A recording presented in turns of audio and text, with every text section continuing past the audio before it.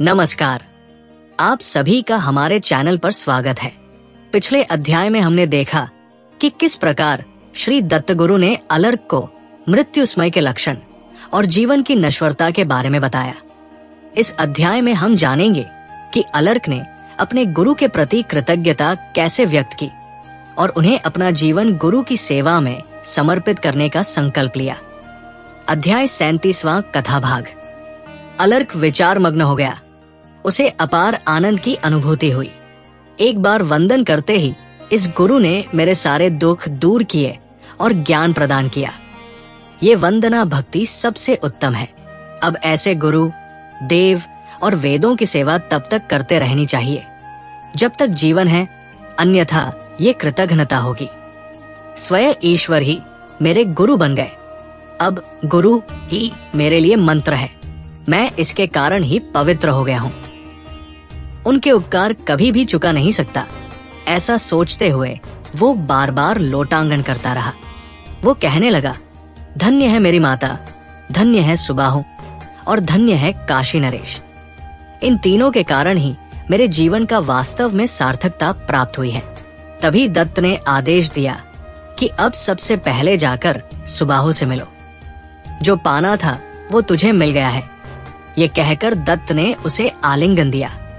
उस समय राजा देह की सुध बुध भूल गया। भक्ति के 4 मुख्य प्रकारों में से जो प्रेम भक्ति ज्ञानोत्तर है, उसी का वो अधिकारी बन गया। दत्त को छोड़कर जाने का मन नहीं कर रहा था, तो दत्त ने उसे आश्वासन दिया कि अब अलर्क और दत्त का कभी भी वियोग नहीं होगा। राजा जहां भी होगा वहां उसे दत्त के दर्शन होते रहेंगे। फिर भी अलर्क को पहले अपने भाई से मिलना चाहिए और फिर वन में जाकर रहना चाहिए। अलर्क ने हाथ जोड़कर स्तुति आरंभ की।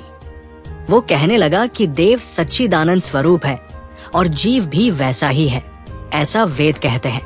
पर आज इसका प्रत्यक्ष अनुभव प्राप्त हुआ।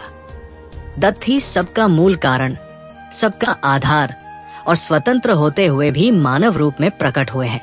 पहले ये भ्रम था कि ये संसार सत्य है, पर अब ये अज्ञान मिट गया है। अब मैं ब्रह्म स्वरूप बन गया हूँ। अब मेरा एकमात्र कर्तव्य है कि मैं आपकी भजन सेवा करूं। भजन करते हुए मैं आपके साथ लीन हो जाऊं और जब होश में आऊं तो फिर से भजन में रंग जाऊं। यही मेरी कर्मणों का मनोरंजन है।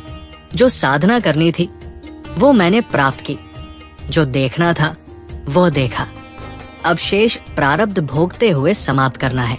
इस कथा से हमें ये शिक्षा मिलती है कि सच्चे गुरु की प्राप्ति जीवन का परम सुख है और गुरु के उपदेशों का पालन करना ही हमारा धर्म होना चाहिए। अगले अध्याय में हम देखेंगे कि आगे की यात्रा में अलर्क और श्री दत्तगुरु के बीच और क्या महत्वपूर्ण संवाद होते हैं। अगर आप हमारे साथ इस आध्यात्मिक यात्रा में जुड़े रहना चाहते हैं तो हमारे चैनल को सब्सक्राइब करें, कमेंट करें और इस कथा को अधिक से अधिक लोगों तक पहुंचाएं, ताकि दत्त गुरु का आशीर्वाद सबको मिल सके और उनके जीवन की प्रेरणादायक कथाएं सभी के कानों तक पहुंच सके।